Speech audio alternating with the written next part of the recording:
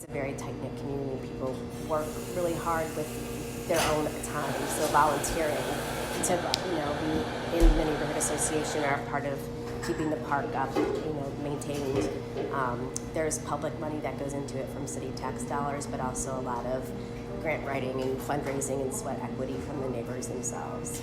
We're really lucky because if we want to go to the baseball game or a hockey game or something, we can ride bikes there or take an Uber and it costs $8 or so, everything is just so close to us. We're right by 44 and 55. My parents live in South County. And then Highway 40 is not too far down Jefferson, so our ability to get other places, I feel like I can be most places in 20 minutes or 30 minutes pretty easily. And we've got Forest Park, so the zoo and the art museum and the science center. We have so many free amenities, like I mentioned here, the movies in the park and the concerts, those are free. Forest Park is free, so in terms of just like ease of getting around and having access to entertainment without it being cost prohibitive, I feel really lucky. Architecture, for sure. And any of the neighborhoods in proximity to here, we're just incredibly lucky. And it's always really wild to see people come from out of town who, there aren't a lot of places that have architecture like this. Our city is very old. It's very unique. And I think, again, just proximity to work. A lot of people that live in this neighborhood work downtown, and so they're able to get to and from work without having a really long commute. I don't know if you have to deal with commuting, but I know I have friends who live in St. Charles or Fallon, Missouri, and I feel like they spend half their time in the car getting. Imagine. Yeah. I guess you get to listen to like a lot of stuff you want on the radio or podcast or something, but other than that, it seems frustrating. Whenever I get on the highway, because I live and work in the area, I totally forget about rush hour. I'm like, oh yeah.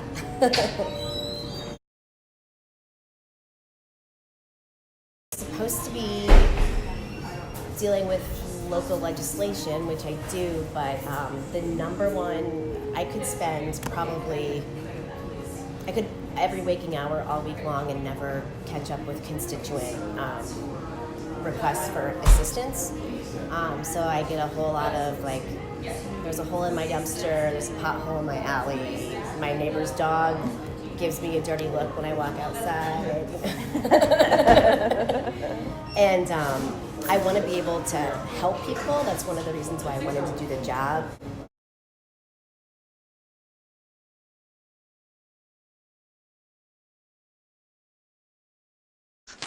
This house was built in 1876. It was owned by a guy who ran a quarry down the road from here, and he quarried limestone, which a lot of the buildings around here are made out of.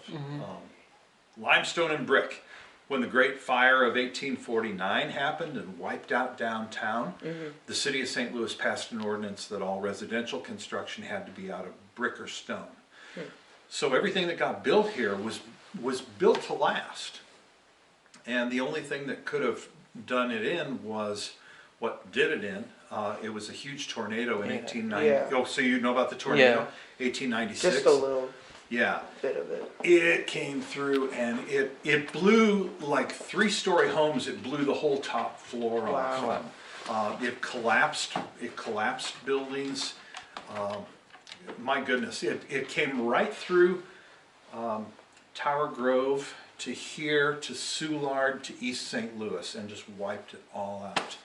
And a lot of people here took their, are you familiar with Compton Heights, that neighborhood? A little bit. Yeah. It's just down this way like Grand and Russell. A lot of people here took their insurance settlements. They were wealthy folks. They took their insurance settlements, and because the centerpiece of the neighborhood is the park here, every tree in the park was snapped and ruined. They all realized it was going to take a long time to get the trees back in the park, so they moved west. Yeah, they relocated and took their insurance money and built beautiful new mansions on Longfellow and Hawthorne avenues, which are still just gorgeous. But if you look at them, those houses were all built from like 1896 to 1905, 1910. Yeah. But come on in here and you can see, the woodwork in here is original. The crown moldings are made out of, each one of those is made out of like 7 pieces of lumber all fitted together into that kind of jigsaw puzzle. There are ordinances here that, so I don't know if you're aware of it, but this was the first city historic district in St. Louis, and about 3 years after it was a city historic district, it became a national historic district. So the entire thing here is a national historic site, and there are really strong codes about what you can and can't do to the fronts of your house. So for instance, we would love to have double insulated modern windows here, but the original single pane windows is all they'll let us have. You can't put screens on them. You certainly can't hang an air conditioner out of the front of it or anything like that. But it's really cool. And these buildings, like this one is, what, 140 years old. In that time, it's been a birthing hospital. It was the first home of McLaughlin Funeral Home. It was a beauty shop. There's a sign right here. It's a ghost sign. When the sun hits it just right, you can read the words beauty shop in that window, which is really crazy. Now, did this house get hit by the tornado, or? This house managed to escape the tornado just fine, as far as I know. I don't have a record for exactly how it did, but it did well enough. This is the reason that Pat and I bought the house. Oh wow! We for being in the deep city. Wow, it's huge. This is gorgeous. We've got a really nice feeling of privacy back here. Yeah. We have a fish pond and a couple of gazebos, and then a couple of decks, and that balcony up there is original to the house. This is gorgeous. Thank you. Yeah, it's really a fun place. It's a neat place to entertain. And the nice thing is we're a full 40 feet set back from the street. So when we're down there, you don't get the sense that we're in the city. Yeah. Yeah. If you're from the hill, you're probably cool about the city to begin with. But people tend to think that the city is dangerous, or you wouldn't want to be here. That's snow starting to come down. Yeah. You wouldn't want to be here at night. Lafayette Square is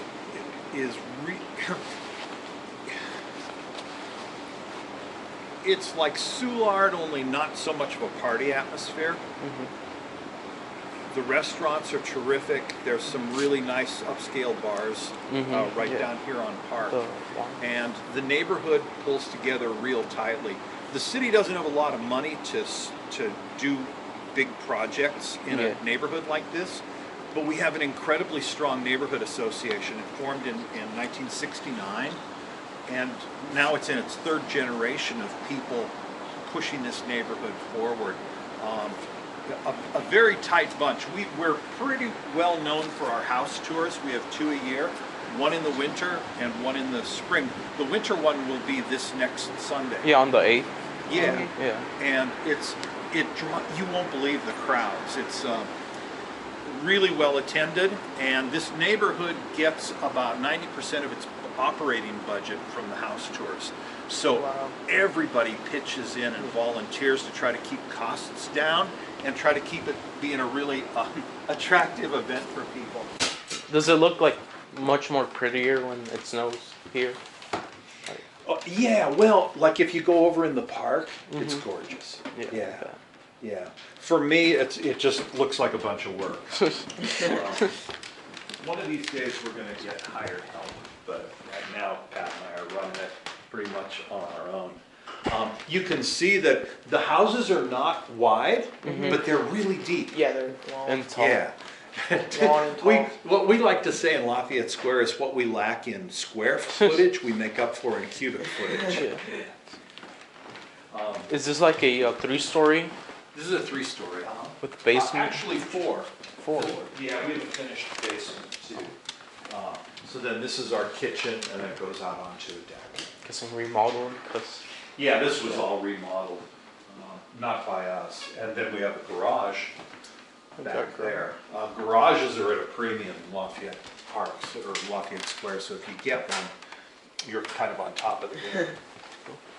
So what's the staff only sign for? Was that for the That's beauty because shop? this was run as a B&B. Oh wow. If you My look, house was too. oh, was it? Yep. Cool. So In the 80s. your mom and dad bought out in a B&B, or did they? No, renovate? it was one owner, and then the owner before us bought it from the bed and breakfast owners. Cool. Yeah, that's exactly what we did. So their story was, you know, Airbnbs are making it really hard for conventional B&Bs to make a living. And I think they saw the writing on the wall, and they decided to move to the desert. They moved to like Arizona. And so now they're on one level and living in the sand. This is about as far away from that as you Yeah. can, Yeah. as you can get. I didn't want to turn this into just a house tour for you guys because you're That's interested in the neighborhood, but I thought it would be interesting to just see a floor anyway. Yeah. Yeah. They really are, and almost impossible to replace. So See, just like storms, you do that, and when it's not storming, you can do this. It's really that's cool. what. Another thing you'll see in our neighborhood is lots and lots of wrought iron. The fences here date back to the 1800s mostly, especially here along Park. Like if you go back to the beginning of this was the city of St. Louis decided to set aside ground for people to graze their horses and for people to raise crops and for people to just get away from the smoking, choking city. And in 1836, they set aside, you know where Benton Park is? Yeah. They set aside basically from Benton Park to here, there's a thing called the St. Louis Commons. And it was an area where anybody could take advantage of it. You could graze your horses or your cattle, that kind of thing. In 1836, the city set aside a small area of 30 acres as a park in the middle of the commons. And that became Lafayette Park. So it is the oldest city park west of the Mississippi River. Oh, that's really cool. And I mean, 1836 is really getting back there. Yeah. Back then, this represents high ground. When you're in the middle of the park, you're on high ground. They said the view from there down to downtown was just spectacular. And so this was considered the best location to put a park. The fence went in 1866. They had a competition, and a guy named Francis Tunica won it. And that fence, that fence is a mile around. Wow. That's All wrought iron. The gates, and there's 8 sets of gates like that, are all made out of limestone. And the cost of the fence was $50,000. Wow. it's pretty- That sounds like a bargain, but in Yeah. 1866 dollars, that was like, you know, $8 million. Yeah, that's Yeah. a lot. Aren't they made of like brass or like old, Wrought iron. yeah, like old guns? No, that's not true. Grant's Farm. Spindles are made from rifle barrels from the Civil that War. was. So, have you been down this way?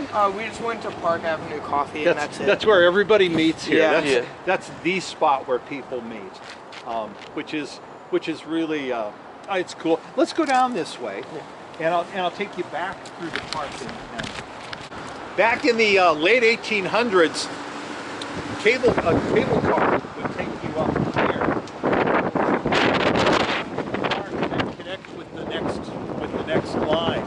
But there are still rails that run down the middle of Mississippi Avenue, and you can see it's all granite, cobblestones. These, by the way, wherever you see granite cobblestones in St. Louis, people go, well, were there machines that made those? These were the product of the city workhouse. So city prisoners who got brought in on financial charges, like rather than criminal court, the civil court, if they had to work off their debt to society, they threw them in the city workhouse, which was at Broadway and Merrimack, and set them to work busting out stones from the quarry and turning them into cobblestones and sidewalks and that kind of thing for the city. That went on for years, and it didn't matter whether you were a man or a woman. The women would make there's some really intricate guttering systems. If you've ever been in Tower Grove Park, you'll see rock that forms these little shallow pits that run along the roads and the paths. That's all called riprap, and that's the ladies would chip on that stuff, and the men would chip on the big blocks. And I guess all the work got done. They used to say a lot of Irishmen ended up in the St. Louis jails, and when there was a big civic project, like a big road that needed paving, they'd say, well, how many Irishmen do you need us to round up for the project? Pat and I had breakfast here this morning. It's a wonderful restaurant. If you haven't been to Mayo Ketchup here on the corner, I highly recommend it. It's a Cuban, Puerto Rican fusion food, and it's new and it's extremely popular. So were these like old houses before, and now they're like stores? This was laid out as a commercial district, okay. and has always been. Although people live above them. Still today? Still today. The second floor of all of this is residential that you see, and some of this. I run the historical archives for Lafayette Square, and my office is right up there. Oh, that's so it's offices and residential. But down here is, like I say, it's like Soumard without the craziness. Yeah. It kind of reminds me of Newtown and St. Charles. Ooh. I don't know. Well, they're restrictive too, as far as what you can and can't do. But a nice thing about Lafayette Square, in Newtown, you're limited to, I think it's 7 different shades that you can paint your house, and those are approved Newtown colors. Here, they tell you what you can build your front out of, but they don't tell you what color you can paint it. So it's kind of like a man's suit, you know. It's blue and your shirt is white, and so to really give it some personality, you buy a crazy tie. Yeah. Well, that's what people do here. They paint their houses. I wouldn't call them crazy colors, but Victorian, very colorful. Yeah, there's like a purple house over there. Oh, I've yeah. seen. Yeah. You can get away with whatever you want to do here in terms of color. So they call them painted ladies. So this area here was brought back. This was an auto junkyard. So it had a fence around it, and it had like engines and tires and car parts piled up there. And not the city, but the neighborhood took over the area and fixed it up, and the city joined in and brought this all back. And now in the summertime, it's got all the fountains and stuff there. Yeah, that looks cool. This is where the tree lighting is. Right? Yeah. Yes, you know that. And Some of these are what's called infill, right? So you have original buildings that go back to the 1800s, and then you have new infill buildings where nothing was, or where something fell down or was torn down back maybe in the 1960s. They built to the original old specs to give you the look of an old building. Yeah. But it still has to be either brick or stone. Have you ever heard of Bob Castley? No. He was the creator of the City Museum. Oh, okay, yeah. He was a real distinctive artist. He worked in concrete and metal and what's called found objects. This was his first business. He lived here in the square and rehabbed like half a dozen different homes here. This was he knew there was a need for a bar and grill, and he set it up here out of found objects. he would grab things. If you look this back window here, this whole bar was taken out of an abandoned old bar and then put back in place here. This is a real popular place to be. It's a microbrewery and restaurant. And in the summer, you can come out here on the patio. And then this all runs water. Oh, that's cool. Oh yeah, and Casserly worked in this kind of scale. He would take these incredible things. This was the entrance to a bank downtown. And when they were tearing down the bank, he saved it and turned it into a fountain. It's really interesting. It is. It is. It's a really cool neighborhood. I was just like that restaurant there is called Squires.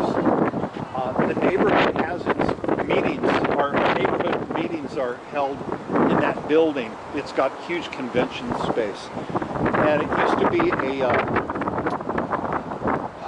wire works. That's where Squires is. Lafayette Square, wires. But it made like bed springs and things like that for years and years. So some of the stuff we have is repurposed factories and industrial buildings. The one I'm going to show you is opening up in real time right now, and we're so pleased. The building dates back to the turn of the century, about 1900, but it was called the Mop Factory, and it was the home of the Burris Mop Factory. Before that, it was called Zitlison Manufacturing. They made the canvas covers for covered wagons. That's how far back that is. Yeah. And it's now called the Bordeaux. It's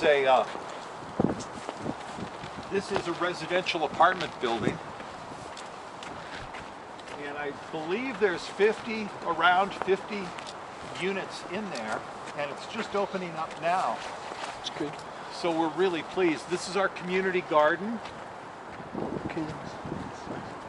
You can get a little plot to tend, and Do you guys have one in there? We don't. Pat and I have enough outside of our own that we really don't need it. But so much of this is kind of dense urban, and if you like live in an upstairs unit, you might want to have a little patch. Yeah. And the nice thing about living in this neighborhood is everybody tends to respect each other's stuff. There's not a lot of crime. We get kids here that'll test door handles, rummage through your car if you leave it unlocked. But if you live here, you tend not to do dumb things like leave your Christmas packages on your seat. It's the same in the county, I'm sure. Right? Yeah. Anyway, we're really excited about that, and they just opened a dental school down there. And the thought is that some of the dental school people will live here during their year. There was a livery stable. Do you see that?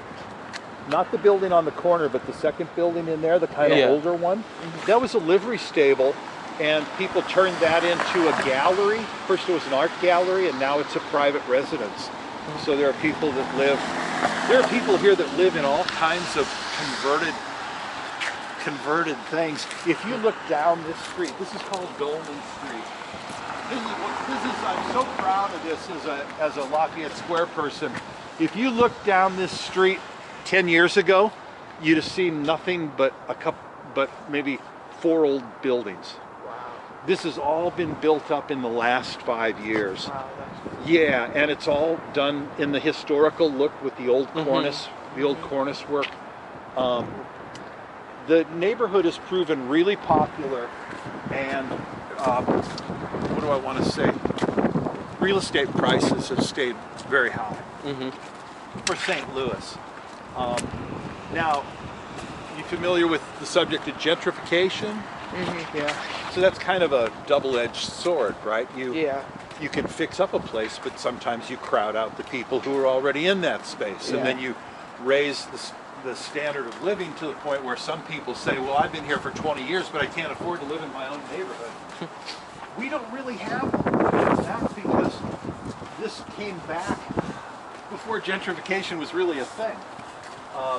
Like I say, the Neighborhood Association started in 1969, and back then, these college kids right out of college would borrow enough money to buy a shell, an empty shell of a building, and start to turn it into a home. You could buy these properties for their back taxes. So there were situations where somebody could buy a place for $500. Now, it didn't have a roof or any windows. Yeah.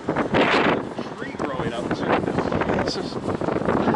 But there are some people who see that as a great opportunity. And if it weren't for them, this wouldn't be a neighborhood at all. Some of those people are starting to age out now. You know, they're in their 70s. Yeah. But there are enough new people that move in that catch that spirit that somehow we keep it all going on. I'll show you someone else's house. I kind of like this one. You know, when we talk about these buildings that don't have much frontage, but they have a lot of depth.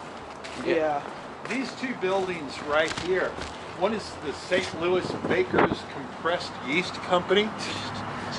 That's somebody's home. Huh. And the one next to it to be the old Firehouse Number 1, which is now on Jefferson Avenue. And it's been turned into a private residence. Oh. These two are twin buildings. That's cool. Yeah. I personally prefer the one where they went with the white on the natural stone. Yeah. Yeah. That pink granite is everywhere here. It's have you ever been to Elephant Rocks? You know Yeah. what, So that's Elephant Rocks granite. Oh, cool. St. Francis County, and it's all over. In fact, it's in some of our sidewalks. One here, this unit here, had a swimming pool in its basement. Oh, that's Really? They basically flooded their basement and turned it into a pool. It was really something to behold. Do they still have it? No, they Oh. filled it and made it into a regular basement. So you can start to see some of the colors. Yeah. Yeah. This painted building. Yeah, that's what I wanted to show you was just the differences in house type. You can also see, which is kind of fun, the distinction between houses is just a line of paint. Mm-hmm. Yeah. Oh yeah, I see it. Yeah. Like darker and lighter. Yeah, they all Yeah. they all touch. It's just basically setting a borderline. Uh-huh. This was another Bob Castley house. This was his first address, his second address in Lafayette Square. He did, like, you'll see his artwork, like he carved that statue. It was made after the Prophet, Khalil Gibran's book. I'm bringing you down just so you can kind of appreciate the color schemes that people use. Some of these are 3 and some of these are 4, and there's one here that's even a 5 color scheme. Wow. The cost of the paint job goes up with each color you have to apply. So yeah, I see 1, 2, 3, 4, 5. There's 4 there. Anyway, some of them get quite expressive, I guess, to go with. Mm-hmm. Like this one. Yeah, this one. Yeah, that one was just done this summer. It takes a while to get your eyes used to it. Yeah. It really pops out. It really does. It's like something out of Dr. Seuss. Yeah, and you know, it's funny because for the first 6 months you'll go, whoa, like this, and then your eyes get used to it. Now, there's like, my teacher said there was like French, like, French was first. The French came down from Quebec and up from New Orleans and St. Louis, but mostly in the Soulard area. This area here is German. German. Very pronounced. Yeah. In fact, there were people who lived here back when our house was built that didn't speak any English at all. Oh, wow. In 1894, St. Louis had 4 German daily newspapers. Wow. And if you've heard the name Pulitzer, Yeah.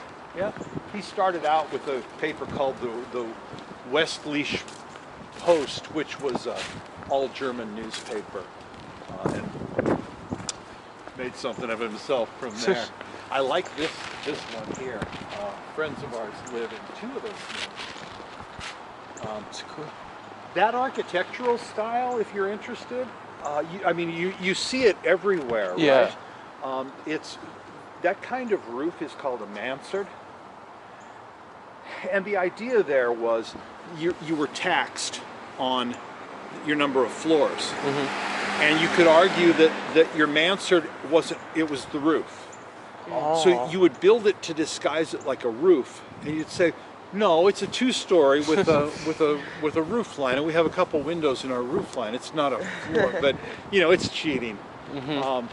The style is called French Second Empire, and when you said French, Yeah. I was thinking, well, yeah, but that was just a fad. It was an architectural fad for residential design back in the 1860s and 70s. By the time most of these buildings were being built in the 1880s, it was already passé in France. They were like, nah, we don't build those anymore. But if you go to Paris, in the buildings from 1850 and 60, you'll see this kind of architecture everywhere. And so this part of our design is very French. We don't really have, we have like a German Gothic architecture. I can show you an example of that. But the primary house design is French Second Empire. Is that like the Gothic one, like all stone? Yeah. Like, I think I've seen it. And massive. Yeah.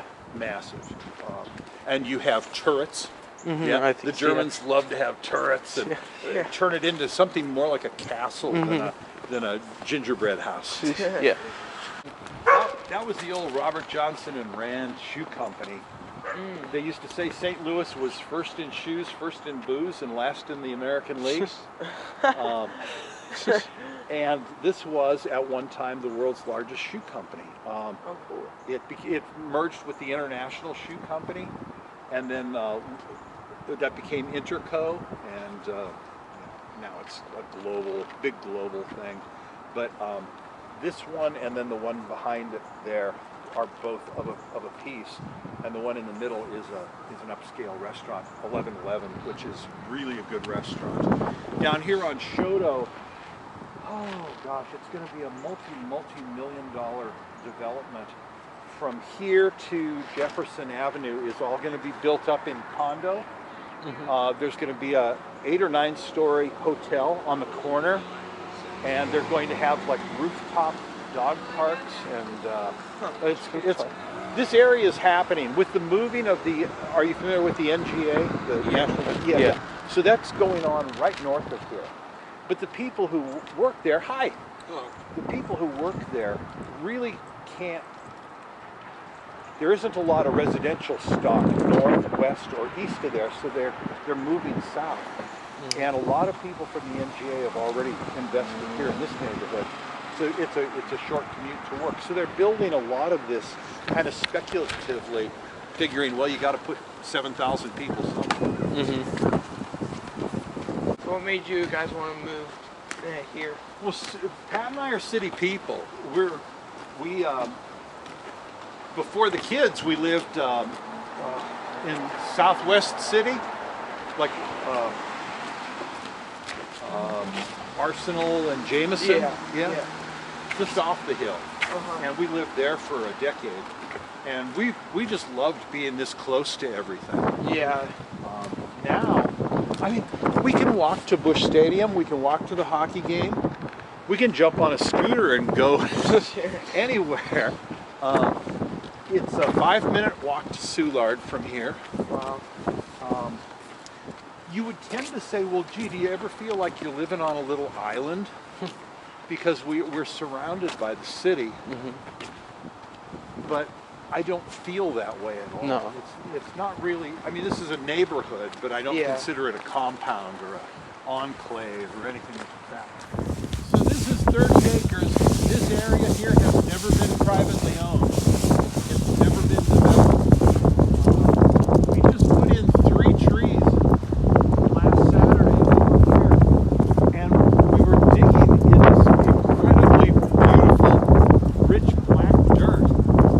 And I thought, oh my gosh, I was so used to digging in Lafayette Square where you hit a brick and a bottle and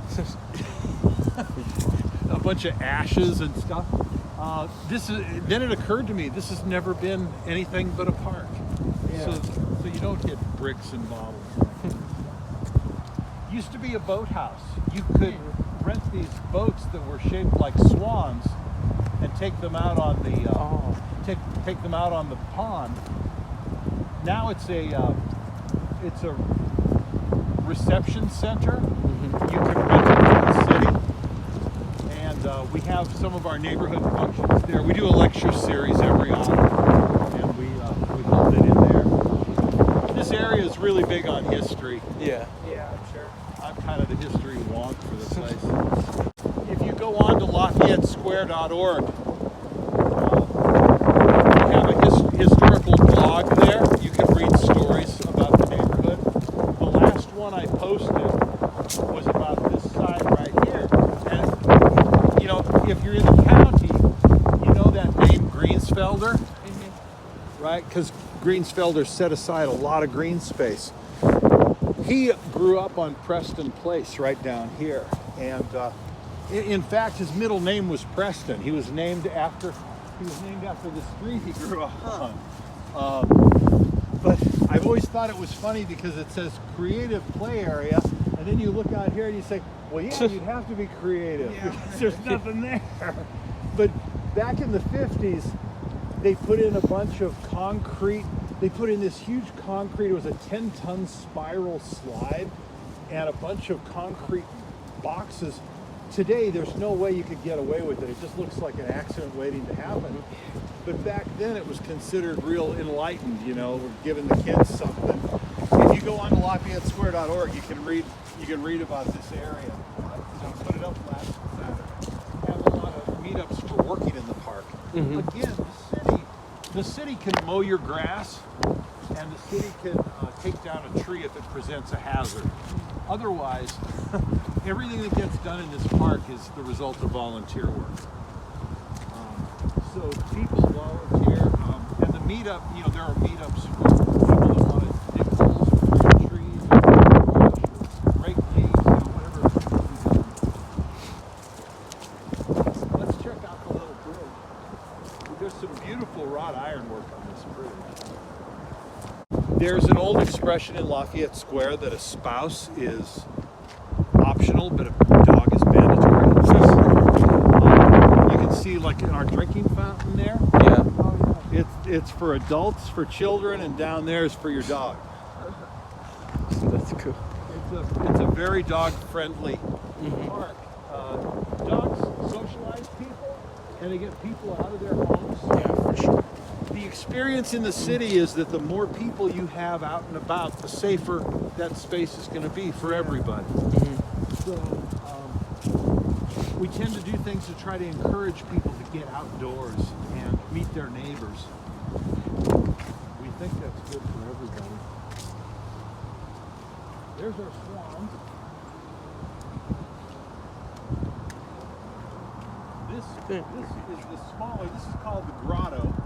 And the grotto pond here connects with the larger lake over there. Oh, yes. Yeah, I'll take you over there. We just had our hearts broken about a month ago. A big part of that hackberry tree fell off. Oh, wow. Yeah, and oh my goodness. It's going to have to come down. And we're incredibly sorry about that. This little building here is if you look for an address for Lafayette Square, it'll say 2023, 2023 Lafayette Avenue. And that is this building. It's the home of the Neighborhood Association, which meets here every month. And this is a place where it's real near and dear to the neighborhood.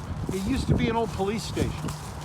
Back when this was the only city park in St. Louis, they'd get crowds of 10,000 out here easy during the weekends. And they had rules like you couldn't walk on the grass. Kind of crazy stuff. It was an old Victorian park. So they had a police force here. If they caught little kids making trouble, they'd haul them in here for detention. They would. They'd make them sit still for like 2 hours. And then they'd say, let that be a lesson to you, and they'd let them go. This is a beautiful little, like, you know, I would call it a little gingerbread house. This building goes back to, oh gosh, 1871, I believe they built it. And it's been rehabbed a couple times since, but it's held up really well. And it's a great example of things like working gas lamps. Inside there's a bust of Lafayette that the government of France gave to the neighborhood. That's cool. Yeah. Over here, you were asking about churches. This is the city church, and right behind it is a charter school called Lafayette Prep. It's grades, I believe, K through 8 or K through 6 right now, but once they get the top finish, it'll be K through 8. At any rate, it's a huge project going on. In the summer, every other Saturday in the summer, there's a concert in the park. The concerts are, local musicians, but really good ones, like Jeremiah Johnson and Miss Humdinger, or what is it, Miss Jubilee and the Humdingers, and just good local bands. They play under that gazebo there, and everybody puts their picnics and their lawn chairs and everything in this area, and it's a wonderful way to spend an evening. The concerts are all free, and then down this road here gets lined with kiosks selling food and beverages. There's a lot of reasons to come hang around in Lafayette Park. Yeah. We like to think of it as a working park, rather than just an ornamental park. Yeah. That's the Swan House. Those two swans you saw. That house is designed for their comfort. Well, that's cool. The Swan House has been there. That's actually a rebuild. But it goes back to the origins of the park back in the 1870s. I have an old book I'm going to give you. You can learn more history than you can learn from me. We have two marquee statues in the park. A lot of people are like, "Whoa, how did you even get something like that here?" Jean Udo was a famous sculptor. He made a marble statue of George Washington that he cast from life. Oh wow. So he actually made the body molds from George Washington's body while George Washington was alive. And they made 5 bronzes of it. This is one of the 5. It is, according to George McHugh, who was the arts editor for the Post-Dispatch, beyond question the most valuable piece of public art in St. Louis. That's really cool. If you want classical, you come over here and take a look at Thomas Hart Benton. This is the big pond. Now there's fishing in here. It's stocked with bluegill and crappie and bass and walleye and perch. And on beautiful days, you can see people fishing in here. I'm not sure it's my kind of thing. It's just full of ducks and geese too. But different strokes, right? What's this thing?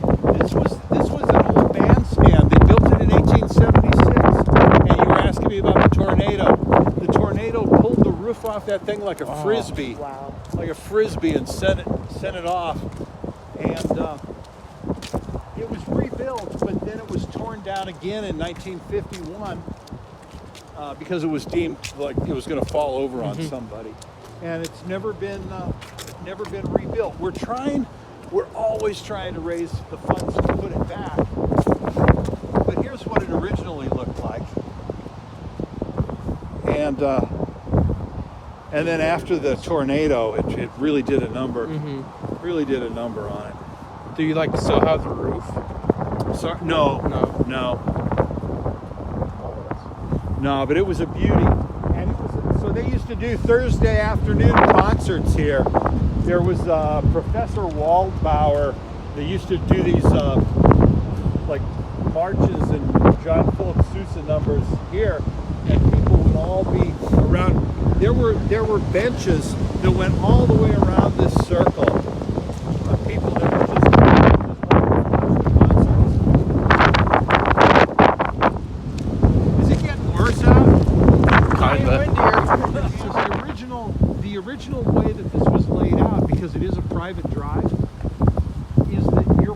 property extended this way to the middle of the island. Huh. So everybody had a piece of this island. And still, if you want to plant a tree like here, it requires a vote of the neighborhood to get it done. But these houses are just beautiful. Yeah. That's our last remaining B&B there. That's the Lehman House. It's a formidable looking structure. And again, a lot of famous and wealthy people lived in this area back in the 1870s and 80s. This used to be all horses and carriages. And you can still find carriage houses in Lafayette Square where, wagons and horses were parked. But people, like I said, there's a high price put on garages. Yeah. It would be kind of silly to keep it just for historical reasons being a carriage house. People move into carriage houses. Really? We have, oh gosh, there was one right back there where they've moved in, but you can see, like, look at how pretty their side yard is. It's got a statue, and there was a famous German beer garden. Like I said, it was all German down here. So get that French stuff out of your head. There was a famous German beer garden called Schneider's Garden. Joseph Schneider owned a big brewery down here on Shoto. It was called the Shoto Avenue Brewery. And he set up this huge, vast beer garden called Schneider's Garden.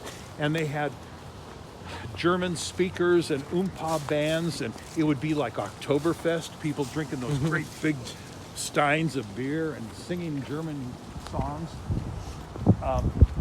The people here in Benton Place were appalled, right? They're like, "Hey, we're the cream of society here. We don't want all these drunken Germans hanging around us." Let me show you how they resolved that.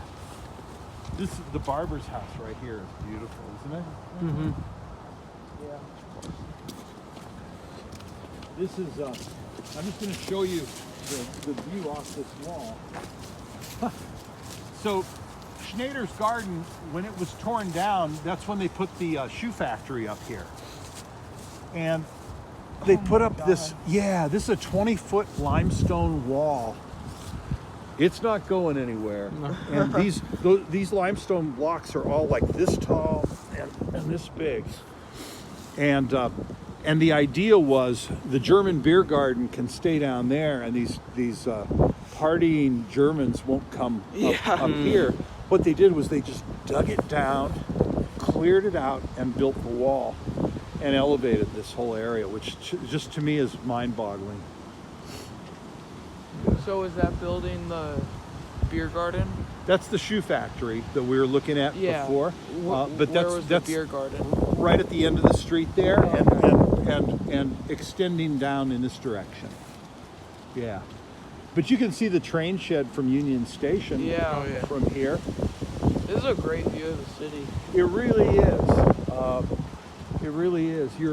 It's funny because if you paid attention, you're on a level with the rest of Lafayette Square here, and then all of a sudden, whoa! It's kind of fun. I wrote a historical essay about sledding in Lafayette Square. Back in the day, back in the early 1900s, kids would get on their sled at the northwest corner of the park and ride down Missouri Avenue all the way down here. They could ride all the way to Shoto. The roads would get icy, and I guess it must have been one heck of a ride. Yeah. This guy here goes back to the and faces this one, which I just think is a beautiful home architecturally with those arches. I mean, it's just really, really cool brickwork.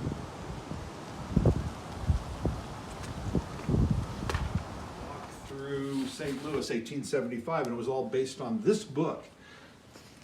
It was really cool. But if you go to this book, these two guys, well, actually, Camille Dry and a bunch of draftsmen. They micro-mapped the entire city.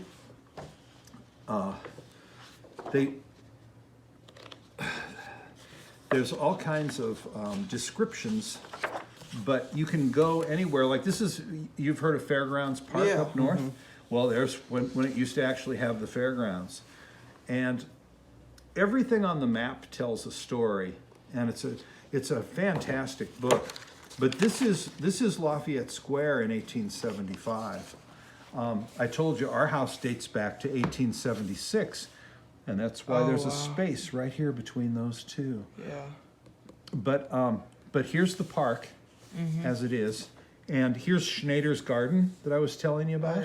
So here's Benton Place. You see the oval, and what they did was they dug that out and made that separation between this and them, which is really pretty remarkable. But that garden extended all the way to Choteau, and then there was the Choteau Avenue Brewery. Pretty remarkable stuff. A lot of the homes on this map still exist, and it's really a thrill for people to look at this and say, "Oh my gosh!" You know, maybe they don't live there, but maybe they remember who did. Yeah. Or they'll say, "Yeah, that one is still there." The park is still laid out pretty much like you see. This pond here got filled in, but the Benton statue, the Washington statue, the big pond and the little pond is here somewhere. That one building. Yeah, the park house. Yeah. Oh, yeah, there's one.